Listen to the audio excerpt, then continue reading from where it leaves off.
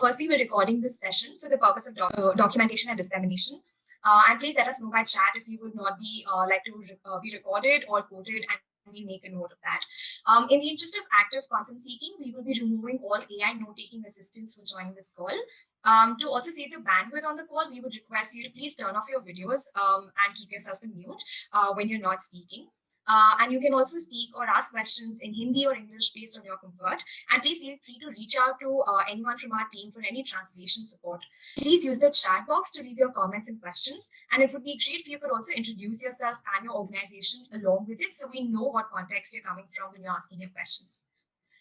Moving on, I will quickly also share briefly what the COVID Research Network is, or what's CoreNet. The community came together last year in May at the back of the COVID-19 pandemic with the aim to build this community of practice to foster exchange and collaboration among research organizations who are gathering important information on issues that are very relevant to the COVID-19 pandemic in India. And throughout the last year, this community has really grown in numbers and has also had quite a few conversations. We have 60 plus member organizations which are working across 23 geographies in India. We also have a vibrant workspace on Slack with over 200 members and a web platform for, with over 80 plus research projects. And we've also conducted quite a bit of dialogues and sessions over the past year, including some coffee hour sessions and ethics dialogues.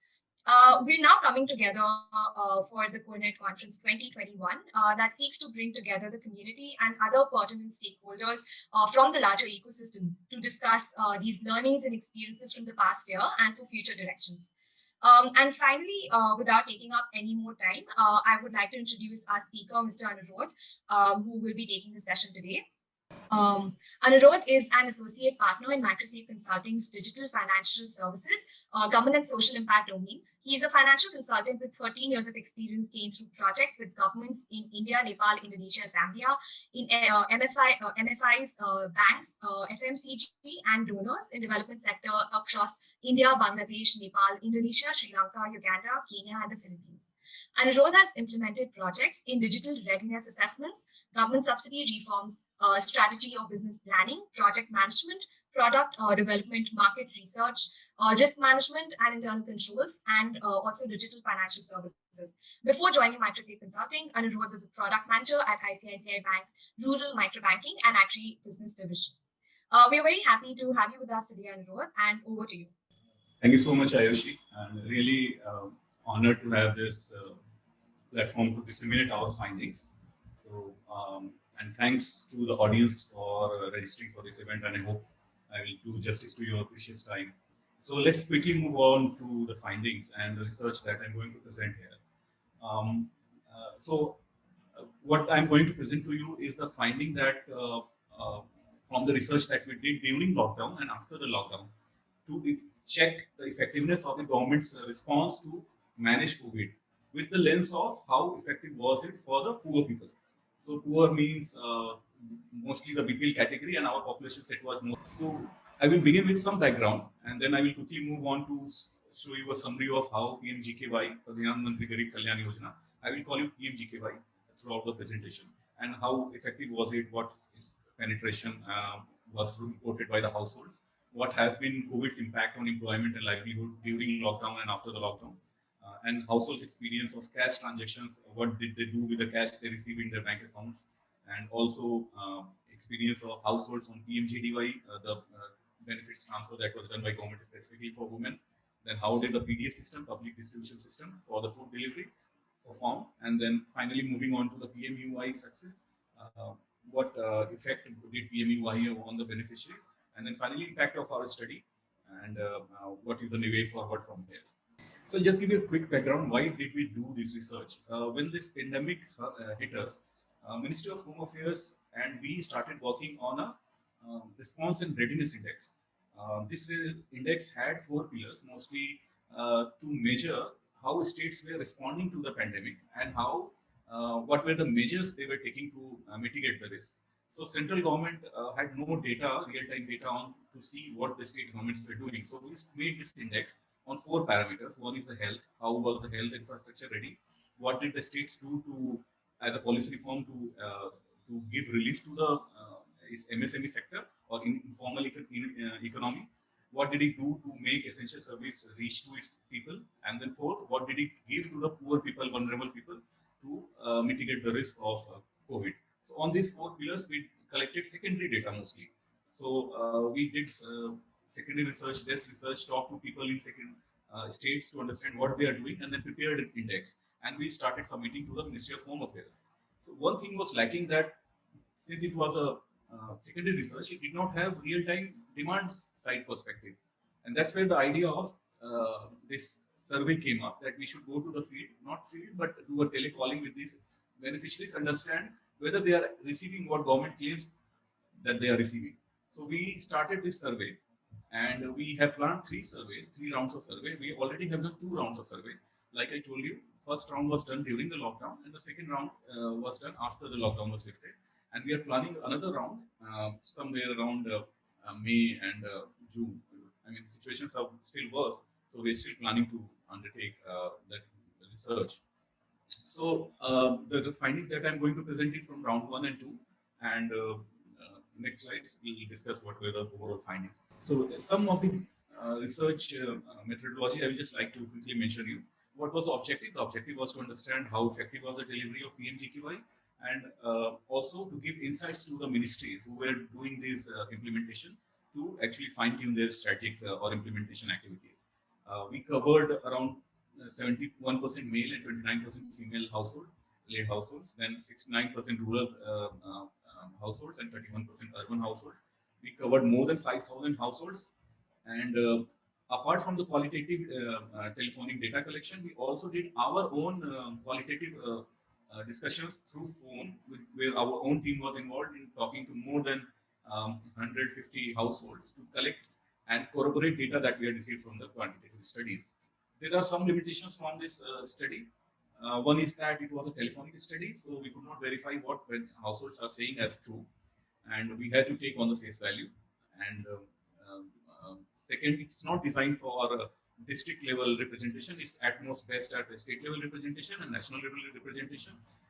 Since it was a telephonic survey, we may have missed out households that do not have even mobile phones, and so the findings that I'm going to present are not representing any of the households who do not have mobile phones. And since it was a panel survey, so we had to replace 20% of the respondents in the second round because they refused to participate or were unavailable because of various reasons. So before moving forward, I'll just give you a quick background of what were the benefits given under Pradhan Mantri Garib Kalyan Mission, PMGKY. So across the world, more than 200 countries gave around USD $800 billion of benefits. 1/3 of them were cash transfer. On the same lines, India also made a couple of new schemes, and then used its extensive social delivery network to help its poor people.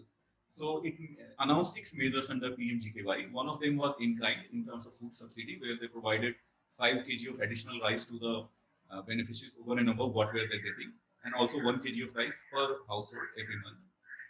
Other two were the 2 new schemes. For example, the cash transfer of 500 rupees per month for 3 months for only female-based PMGDY accounts, and another was 3 free refills for Ujjwala cylinders. So these were the gender-based schemes that they announced under PMGKY. And then there was a top-up of Manrega wage. They increased the wage from 182 to 202 rupees, and they gave an ex gratia payment of 1,000 to the pension holders, and also the advance payment of the PM Kisan entitlement. So they advanced it. There was not a top-up; it was an advance. So all measures designed new schemes. They used existing old schemes, and also they topped up the amount or advanced the amount to help poor people during the pandemic. So at overall level, what we did was we wanted to see how effective this PMGKY announcement was. Was government claiming that it has reached to what they are claiming to be, and what households are saying. So for measuring this, we had 2 data available. One is from supply side, on what government claimed that they have done so much of successful delivery to the households. And the demand side, we matched it with what households are saying on whether they have received the benefit or not. So like I said, there were 2 rounds during lockdown and after the lockdown. So in May 2020, when we did the first round, we saw that the gap on what government was claiming and what households were saying, there was a gap of around 20% on an average, from minimum of 4% to maximum of 38%. But this gap reduced drastically when we went to in the second round during September. So the gap came down to around 6%. Here are two things that is very interesting to note here. One is that the older schemes such as PDAs and the pension have performed much better than the other schemes which were new. This is probably because recipients are much well aware of how the system works and what they have to do in case they do not receive. So they know what to do in case they face any failures or they face issues. But in new schemes, they were sort of not aware what to do and where to approach in case they have not received. And that's why the reportings are lesser for newer schemes than for older schemes. The second thing to be noted here is that PDS performed much better than cash transfer schemes in both rounds. Although it's a very huge logistical nightmare to move grain from center to states, still the delivery percent was as high as 95%, 91% in both rounds. So let's now see what was the impact of lockdown on the livelihood, and after lockdown, how the systems helped to get back poor people on their feet. So during the lockdown, when we asked households what is the impact on your income, so 83% said that we have faced severe income losses, and 12% reported job loss. But when we went again in September, situations had started to improve, mostly because many people got their employment back. 16% people even reported increase in their income, and only 3% said that they have lost their job, and 38% said that they lost their income. So this was a very tough period during lockdown. So our sample size is mostly agri and allied activities, daily wage workers and agri wage workers. So these people during lockdown, they came back because of the migration and had their agriculture activities stopped. Their all construction activities stopped, so they lost job. But after lockdown, they have started getting calls from their employers to come back and join. So I'll just mention a case here which came across during our interviews. It's a lady from UP. She is a Gurudwara gatekeeper. She lost her job during lockdown. She had a disabled widow, disabled daughter-in-law, and a son who drives auto. So during lockdown, all of them were sitting at home, but the money they received due to PKM GKY, one was they received the disabled pension, the old age pension of which is 1,000 rupees each, and additional 500 rupees each. Apart from this, they also received the food grains for 3 people during this lockdown. That was more or less sufficient for them to sit through 3 months of time. So NREGA also helped a great deal in helping people who were jobless during this period. As all of us know that many people came back during lockdown, came back home, and migrants were facing severe job crisis and livelihood activities shortage. NREGA came to the rescue, and our survey shows that 53% in round 2 got employment under NREGA. And government also was very prompt in clearing their payments. As in when they were working, they were clearing their payments. 83% of the households that we talked to who were working under NREGA got their payments quickly after they completed the job. NREGA to some extent helped to provide livelihood opportunities to these people. So mostly in states like UP, Odisha, Bihar, these all people were involved in multiple construction activities and sort of cyclone management and many other related activities. But still, there is a big section of people who said that they could not get NREGA work. They said that we did not have a job card, and when we asked for work, and those who had a job card, they asked for work, they were not allotted. Mostly because there was such a huge pressure on NREGA machinery that government utilized that NREGA to provide some chunk of work for each and every household. So they could not give sufficient number of mandates to each and every household. So, but they tried to distribute it to a larger number of households. So numbers are speaking for themselves. Government reported in May, June, and July. You can see that there is a huge increase in NREGA employment provided by the bank in May 2019 and May 2020. You can see there is a huge jump during lockdown. The people who worked under NREGA. But the issue with this was that in Andhra Pradesh, when we talked to the household, they said that they have resorted to farming because they have not received work under NREGA. In Assam, people reported that its employment was only for 5 to 10 days because government is trying to give everyone some work. In Uttar Pradesh and Tamil Nadu, they were not interested because the wages were too low. Now we'll come to see what was the experience of households on cash transaction. The government transferred so much of money into their accounts. What did household did with their do with their amount? So in round two, we saw that big percentage of households came outside and withdraw money. 87% of the household traveled to a withdrawal point to withdraw money that the government has transferred to them. 7% did not withdraw, which is a huge reduction from 23% during lockdown. It was obvious because of the travel restrictions, they could not go anywhere. One very important thing to notice here is the home delivery of cash. So it's a very small percentage. During lockdown, it was 10%, but after lockdown, it's 6%. But this percentage is not through BCs. So in states like Andhra Pradesh, Kerala, and Telangana, government itself took the responsibility of delivering cash at the households. So this now raises questions on should government be dealing with the cash delivery or should it be left to the financial system to deliver cash? But in these states, we saw that government, because of their earlier experiences of not having a good success with financial systems like IPPB or banks, they took the pension delivery in their own hands and they were delivering money themselves. Major reason for not withdrawing money was, of course, because of COVID, and they had sufficient cash at home. But there were other system issues like bank account was dormant, BCs were not working, they were denying withdrawals, or they were too old to travel. So these were the other reasons for not withdrawing money. In this slide, we'll see when did they go to withdraw money. So if you see, we consider 4 withdrawal points: bank branch, ATM, agent banking, and India Post. So bank branch was the farthest from their home, 2.9 kilometers on an average. ATM was 2.2 kilometers. Agent was 1.9 kilometers on an average from their home, and IPPB was 1.8 kilometers. Two things are to be noted in this slide. It's very interesting to see households in both rounds chose bank as a preferred withdrawal point, although it was the farthest point. So bank people like to go to the bank to withdraw money. And the second point to be noted here is that agent banking during lockdown was at its peak. 13% of the household used BC agents, Kiko agents, or CSCs, e-mitras, whatever name you call it. They used 13% of the households used agent banking, which got reduced to 9% in the second round. And this is a big drop, so 4% of drop. So I just want to make a note here that before pandemic, we have done many researches in India.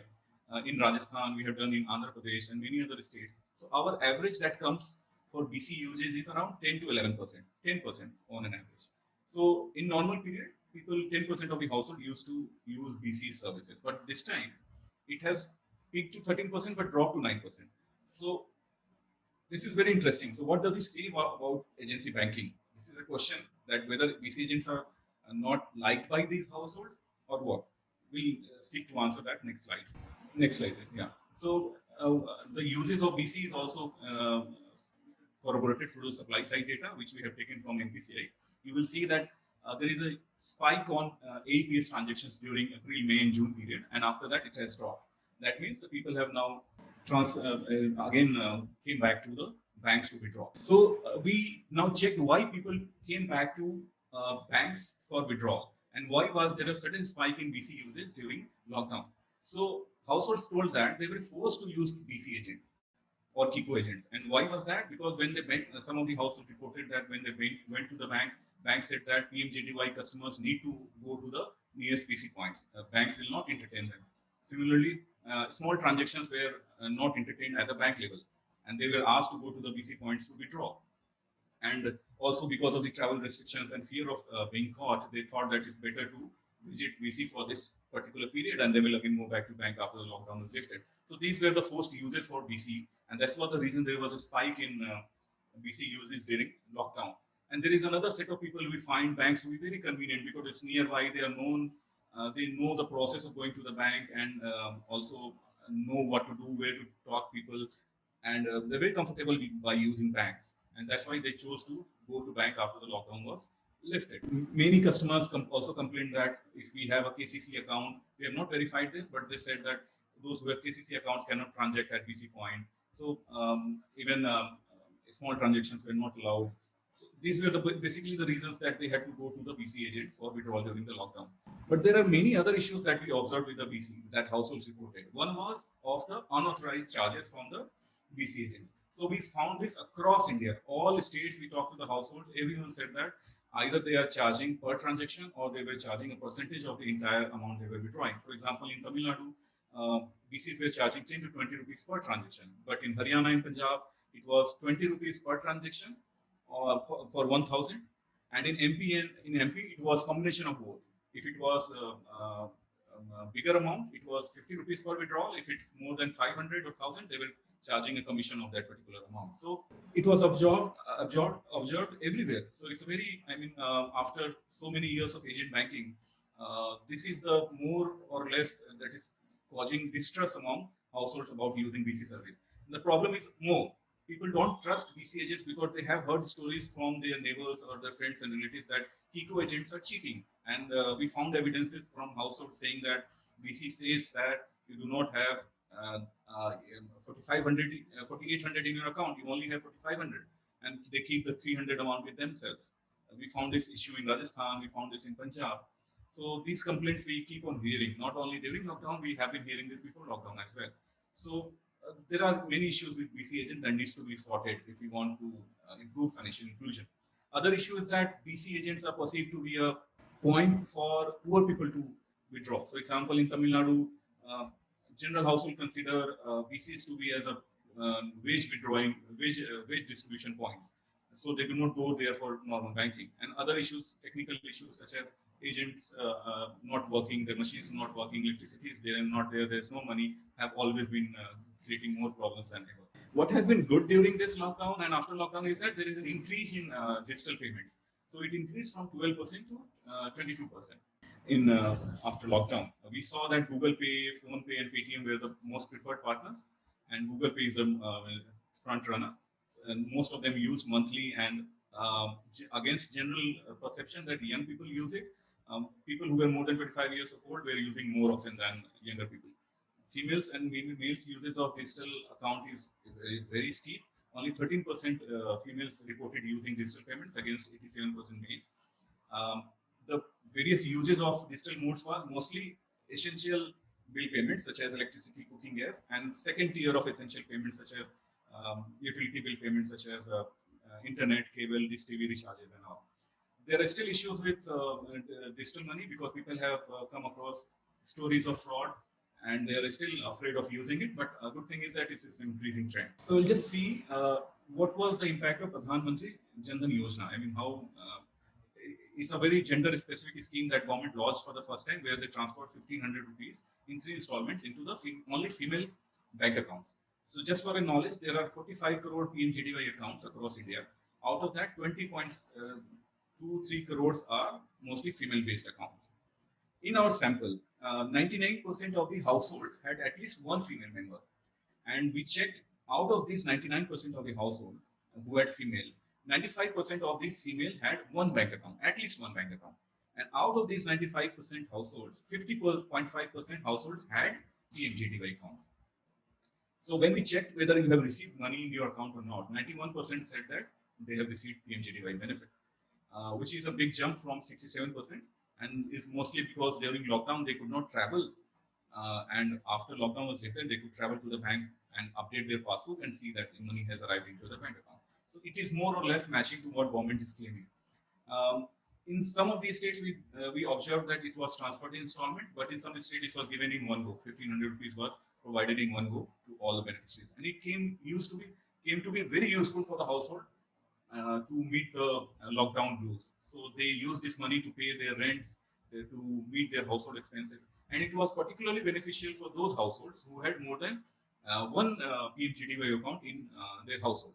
So we have this number where people have more than 2-3 PMJDY accounts in their households, and they receive more than 4,500 in their bank accounts during this time.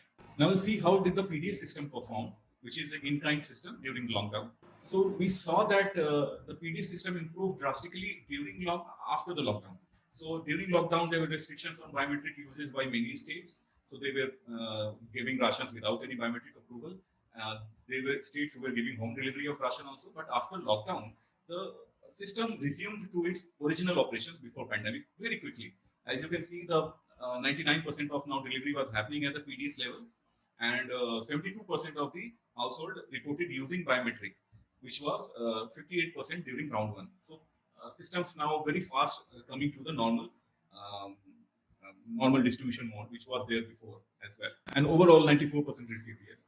And the people who did not receive food subsidy has also reduced from 9% in round one to 5% in round one. And reason was dealer denied giving ration to them, and also informed that there is no ration arrived at their location, so they cannot distribute it. One very interesting insight that we got from regression analysis that we did on our data, there is a general perception that people in rural households are cheated by the PDS dealers. People in those who are from the lower categories, SC and ST, and who have less income, they are cheated because of by the PDS dealers and are prone to corruption.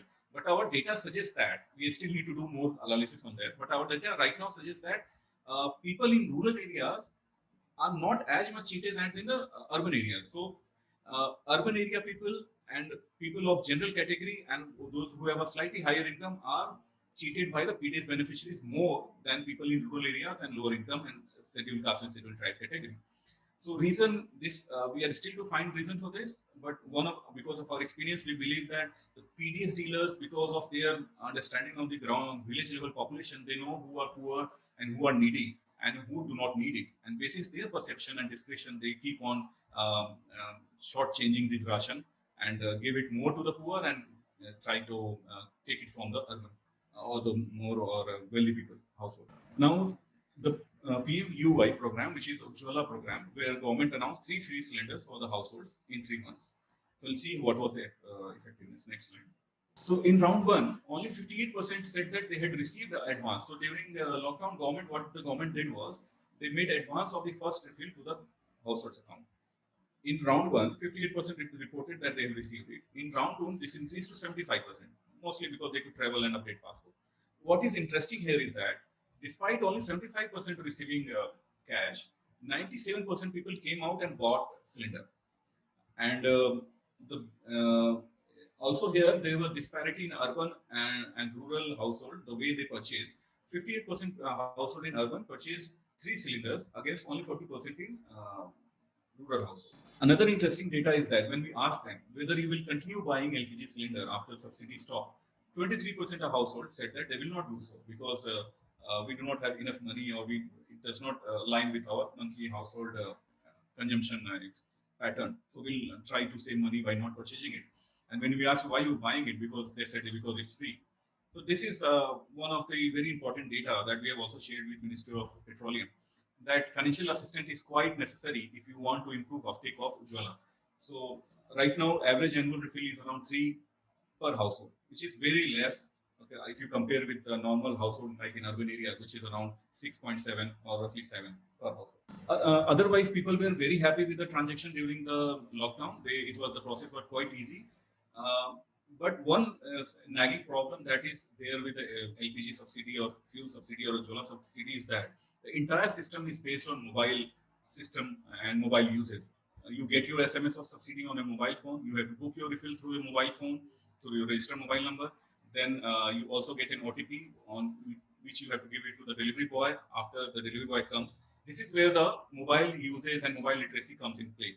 If you see, only if it's a huge percentage of our household do not even write or read SMS. So these people are dependent on other people for getting their refills and also knowledge of the advance money that is received into their accounts. So since it's a mobile-based operations, we cannot see uptake in the LPG cylinder purchase if there is mobile literacy is so low. So if you see, there is a gender gap as well in reading and writing SMS. As you can see, 54% can read SMS and against 69% of the male members, and only 31% of the females can write SMS against 44% in males. So this is huge. We need to cover this mobile literacy gap if you want to make improvements in LPG cylinder purchase. So because of this work, we have given these insights to the Ministry of Finance and Ministry of Petroleum, Ministry of Food, through 3 different presentations we have made to them, and also given a recommendation to PM Modi also through our Ministry of G. Kishan Reddy. he has written a letter through our recommendations to the Prime Minister. On operational level, we see that there was issues in PM Ujjwala subsidy delivery. So we worked with IPPB, India Post Payment Bank, to open bank accounts for those excluded beneficiaries who did not have bank account, or those who were facing issues in getting subsidy into their bank accounts. So that project is still on. We are working with IPPB to open these accounts. PDS, we are working very closely with department to make an uniform guideline on exclusion and inclusion. And also we are working on One Nation, One Ration card, so that the migrants are able to access their ration wherever they are. For BC agents issues, we have written to Minister of Finance and to take appropriate measures in checking the unauthorized fees and also fix their compensation issues, so that they start giving better services and in turn build trust with the beneficiaries. We are also having a discussion on rethinking DBT and having a beneficiary-centric process, so that beneficiaries are aware of when they are going to receive it, and they have some more choices in clubbing their social payments. This is all from our research, and we are planning to do the third round of research, which will be a comprehensive research on how the PDA system and how other cash transfer systems are doing. And I would be happy now to take any questions if you have. Thank you so much, Mr. Anirudh. That was a fabulous presentation, and I think so many learnings through that. And I also think it's so important to talk about these various welfare schemes by the government. Like you took us through PMGKY, PM Jan Dhan Yojana, the PDS system, and the PMBY, and how these have been functioning, especially during the last few months during the pandemic. Given that these hunger issues, loss in income, they often spill over to a lot of other things at a household level, I think this was a really interesting presentation. And thank you so much for this. I will now check with the audience members if they have to add something, if they have thoughts, comments, questions. Please feel free to mute yourself and ask questions. You can even drop them in the chat box. Hi, this is Dishar here from Quicksand. Thank you, Anirudh, for sharing. There was a lot of debate about the amount of money that was being given in some of these DBT schemes when it first happened, right? Like that it's too less. What is 500 will do nothing, or 1500 will do nothing. So your kind of perspective on whether the amount of money that was given in these transfers was enough, and what were people utilizing it for? So there was a wide confusion when we checked with the households. Have you received the amount in your bank account? How many of these schemes are you eligible for, and have you received these amounts, and to what against have you received this amount? So there was a lot of communication issue. So one lady we talked to, she received 3,000 rupees in her account, and when she came to know about it, she immediately went to the BC and withdrew it. And we checked with her, what is this amount for? Is this Ujjwala amount? Is this pension amount, or is it what? So she said, I don't know, because I just received SMS from bank that you have 3,000 rupees in an account, and immediately went and withdrew it. So a lot of clubbing of the amount has happened. So for example, if you take Ujjwala, she was given 700 to 800 rupees for advance for refill. Then if she had a PMJDY account, she would have received 500 to 1,000 rupees for 2 installments. And then if there is a pension in the account, she would have received another 1,000 rupees in her account. So because of this, there was clubbing, and there was no information which scheme is this payment for. Those who are less aware, it's even more difficult for them to know. Our understanding of this is that this amount was enough for meeting the lockdown period. On an average, our estimation says that on an average, households would have received anywhere between 2,500 to 3,000 rupees in cash, apart from the in-kind of food subsidy delivery over and above the PDS regular employment. So there is one data which we have captured. 60%, 65% of the households in our sample had at least one cash transfer scheme. 35% had 2 or more than 2 cash transfer schemes. On this basis, we have done this estimate that each and household have 2,500 to 3,000 rupees on an average during the lockdown 3 months period, and also they have received what rupees we need to calculate, but they have received 5 kg. If they have 5 members, 25 kg of additional ration during this period. So I think this was sufficient for the lockdown, meeting the lockdown period. Just to follow up, I think there was a lot of debate also with the timing of it, when this money should have been given. Any thoughts on that? Because I think the economic advisor or someone had said that we don't want to give this money at a time when things are locked down. because people will not spend, and we'd rather give this money later when the economy opens up. And just your thoughts on that. Yeah, yeah. I'm not followed that discussion, but yeah, I think timing what this was right. People were still able to travel. Essential services were open. They were still able to travel to BCs and banks to withdraw. I'm not sure whether it would have helped if you have gone after the lockdown and given money. But in our belief, what I believe, it helped a lot. Like I said earlier, household uh, use this money to meet their rent requirements, meet their household expenses. So I think the timing was quite right for the transfers. I think maybe I can ask one question. Is my voice audible? Yes, Aishi. Okay. Anirudh, you mentioned that the mobile literacy, the role that mobile literacy plays in financial inclusion, and how that is also impacting the uptake of some services like LPG services. Like 65% of households, you said, are not able to read SMS. So I'm wondering if there was any specific kind of messaging or any specific kind of information architecture that was specifically catered for this population in order to increase the uptake of these services. Any thoughts around that? Not nationally, Ayushi, but state-wise, we have seen some variations. For example, if you pick Bihar, so some NGOs and some other organizations, they were working very closely with CSCs. So there are common service centers like Sri Sahaj working in Bihar. So these organizations were working with CSCs to educate people on what are the benefits under PMGKY and whether you are eligible under these benefits and whether you should receive and have you received it or not. So they were working with these more than 600 CSCs in Bihar to help these poor people around. But I think this is a very good question and should be considered at the national level because the PMGKY was a such a complex program that we are taking time to understand what are the benefits and what are the measures taken. And so many clubbing of messages has happened. You have clubbed PDS, you have clubbed JDY, pension, NREGA in one PMGKY, and you expect poor people to understand these benefits and come forward and access it. So there is a huge communication gap, and I think it's at the top level, government level only, that they do not understand communication to be a very important part of this entire social delivery. So they just depend on their own administrative channel to disseminate these findings or these measures to the people, and expect people to understand and come back and access it, which is not the right way.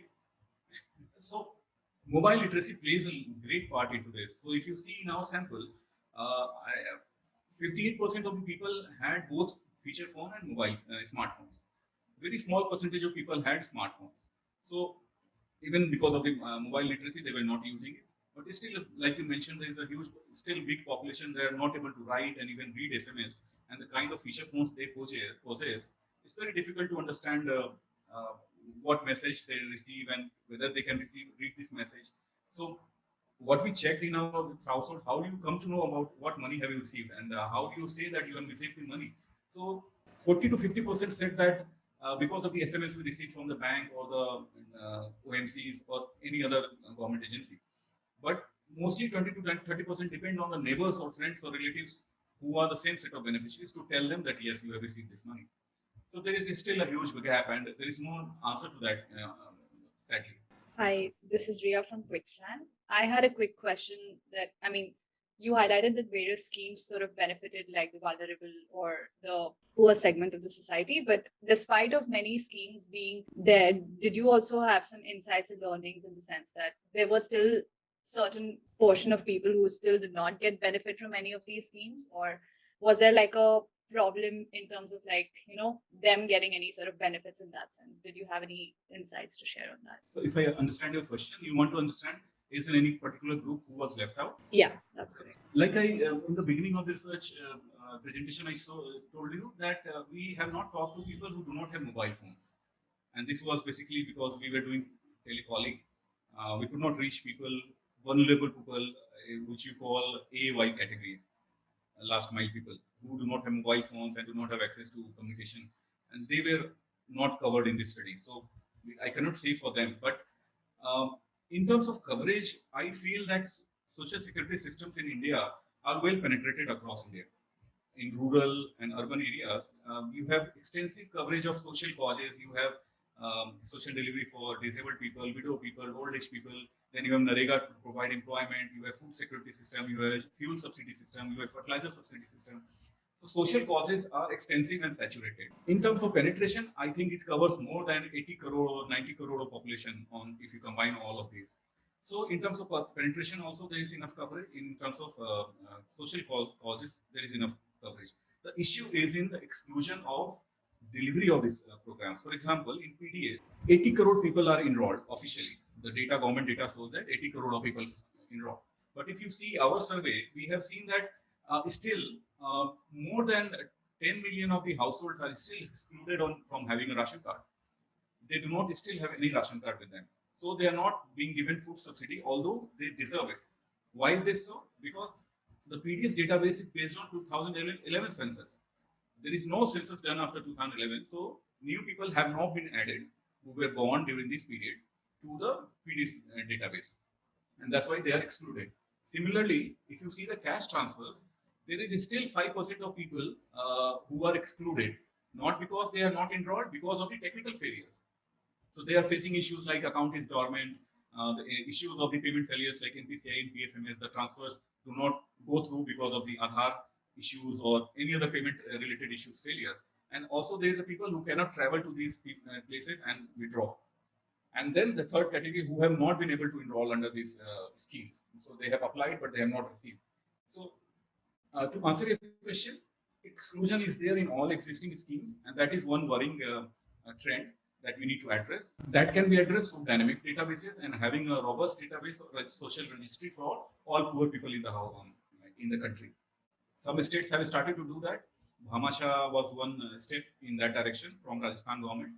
They try to do household mapping of these households to see who is receiving pension, who is receiving NREGA, who is receiving PDS. So, but because of the privacy issues, that was stopped. But I think dynamic database linking multiple databases can only lead to addressing this issue. Otherwise, I don't think any group particularly was left out from these social causes coverage. Hello, Aditya here. I had one question. I don't know if this is relevant or not here, and if this even happens, but like, is there like a difference between state-run and central-run schemes? And if so, have you seen from your work if there is maybe a greater impact or greater reach if it's state-run compared to central, or like if there's any findings or insights around like who organizes the schemes, and does the impact or reach or effect change if the body that's organizing the scheme is different? Aditya, in our study only covered these 6 schemes under PMGKY. So we did not cover any state-specific schemes. There were multiple cash transfers scheme announced by state government. For example, Bihar government announced cash assistance for migrant laborers.